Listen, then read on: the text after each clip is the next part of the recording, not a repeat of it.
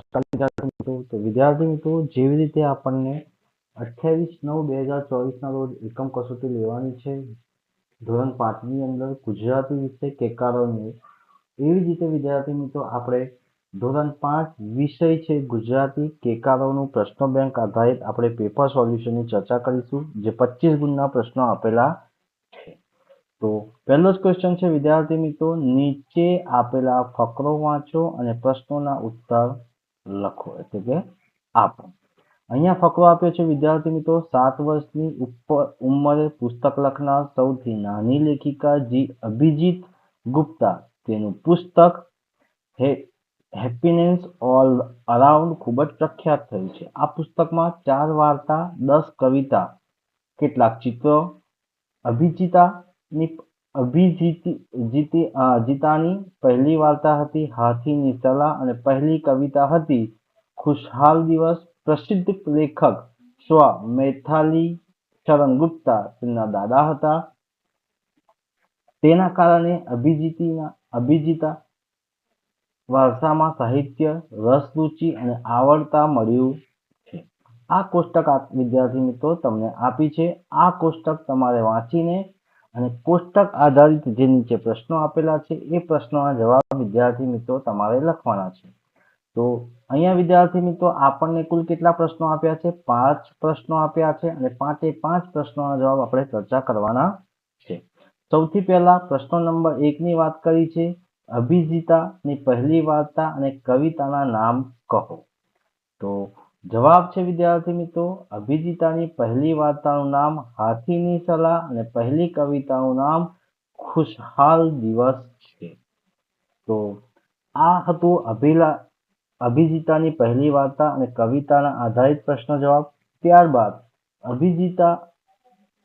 અભિજીતા કોની પુત્રી છે? તો જવાબ છે વિદ્યાર્થી મિત્રો, અભિજીતા પ્રસિદ્ધ લેખક સ્વ મૈથિલી શરણ ગુપ્તાની પુત્રી છે. બીજો પ્રશ્ન છે, અભિજીતા કેટલા વર્ષની ઉંમરે વાંચતા શીખી હશે? તો જવાબ છે વિદ્યાર્થી મિત્રો, અભિજીતા 4 વર્ષની ઉંમરે વાંચતા શીખી હશે. ત્યારબાદ ચોથો પ્રશ્ન છે, આ ફકરામાંથી કોઈ પણ 3 લેખકના નામ લખો. આ ફકરામાંથી કોઈ પણ 3 લેખકના નામ લખો. તો આ ફકરામાંથી કોઈ પણ 3 લેખકના નામ સ્વ મૈથિલી શરણ ગુપ્તા, રસ્કિની બોન્ડ, ત્રીજું સુધા મૂર્તિ. 5મો પ્રશ્ન છે, અભિજીતાનું પહેલું પુસ્તક છપાયું ત્યારે તે કયા ધોરણમાં ભણતી હશે? તો જવાબ છે વિદ્યાર્થી મિત્રો, અભિજીતાનું પહેલું પુસ્તક છપાયું ત્યારે તે 2જા ધોરણમાં ભણતી હશે.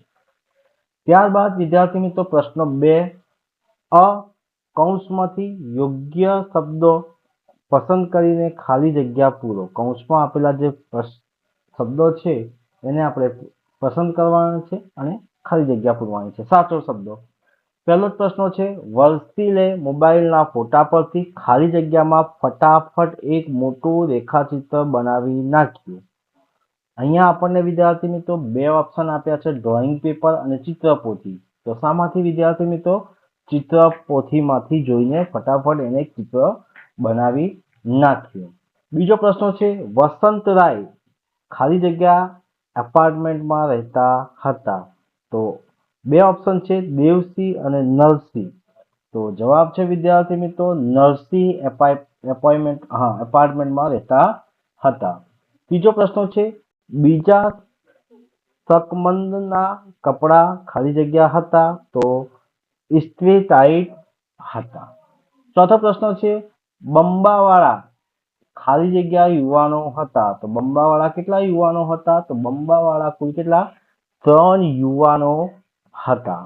5મો પ્રશ્ન છે, સરિતાબહેન અને જાનકીબહેન હોળીની હરીફાઈ જોવા ખાલી જગ્યાથી આવ્યા હતા.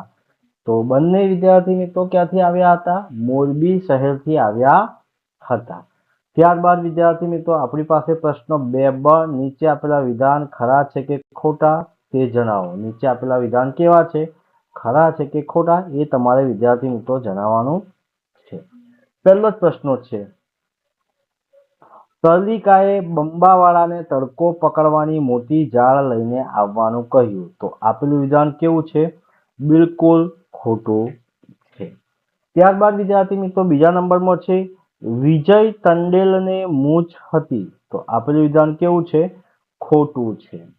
ત્રીજો પ્રશ્ન છે આપણી પાસે વિદ્યાર્થી મિત્રો, વસંતરાયે તડકા બહાર કાઢવા માટે સાવરણી મંગાવી હતી. વસંતરાયે તડકો બહાર કાઢવા માટે સાવરણી મંગાવી હતી.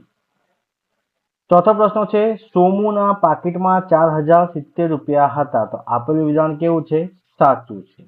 પાંચમો પ્રશ્ન છે તરલિકાની બા કાને સાંભળતા ન હતા. તો આપેલું વિધાન કેવું છે?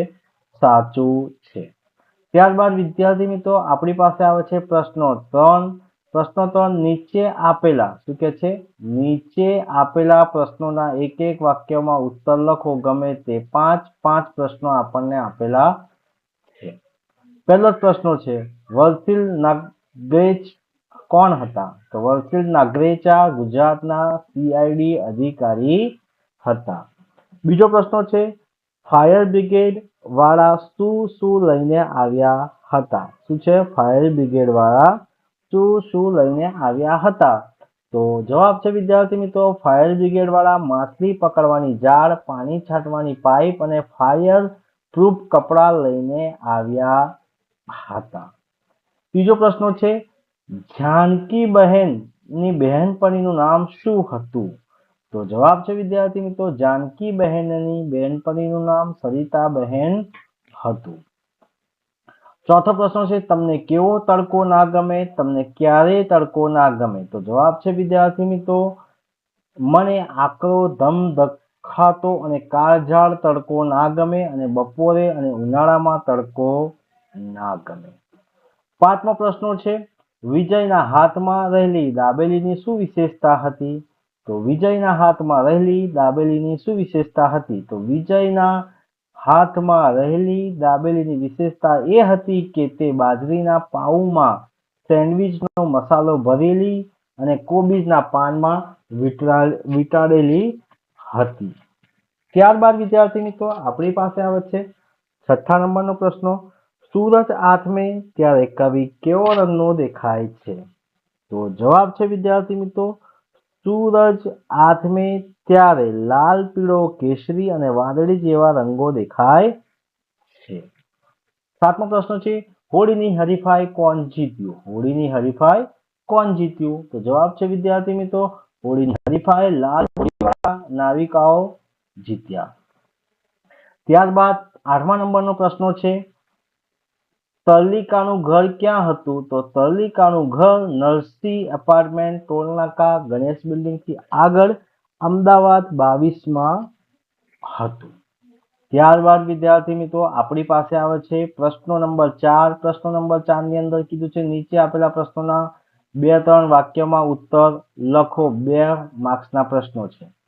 પહેલો જ પ્રશ્ન છે વસંતરાયે શા માટે બૂમો પાડી? શું કે છે? વસંતરાયે શા માટે બૂમો પાડી? તો જવાબ છે વિદ્યાર્થી મિત્રો વસંતરાયના એમ જ મનમાં આવતા હતા. તેમણે ખુરશી પરથી ઊભા થઈને હવાથી હાલતા બારીના પડદાને ઉતારી લીધા. પડદો ઉતારવાની સાથે જ અધમનો તડકો ઓરડામાં આવ્યો. વસંતરાયની ચામડી એવી નાજુક હતી કે તેમને પોષ માહની મોડી સવારનો તડકો પણ સહન થતો નહીં. તેમની ચામડી તળતળવા માંડી અને સાથે જ તે દાઝુ થઈ ગયા. તેથી તડકાની બહાર કાઢવા માટે તેમને બૂમો પાડી. નેક્સ્ટ ક્વેશ્ચન છે વિદ્યાર્થી મિત્રો ક્વેશ્ચન નંબર 2. શું કહે છે? પહેલો પ્રશ્ન બીજા નંબરનો સોમુ સાગીના પાકીટમાં શું હતું? સોમુ સાગીના પાકીટમાં એક બાજુએ 10 અને 20ની નોટો વ્યવસ્થિત ગોઠવેલી હતી. તે બધી નોટો પર 3 સિંહના નિશાનવાળી એક જ બાજુએ હતી. જ્યારે 500ની નોટો અસ્તવ્યસ્ત હતી.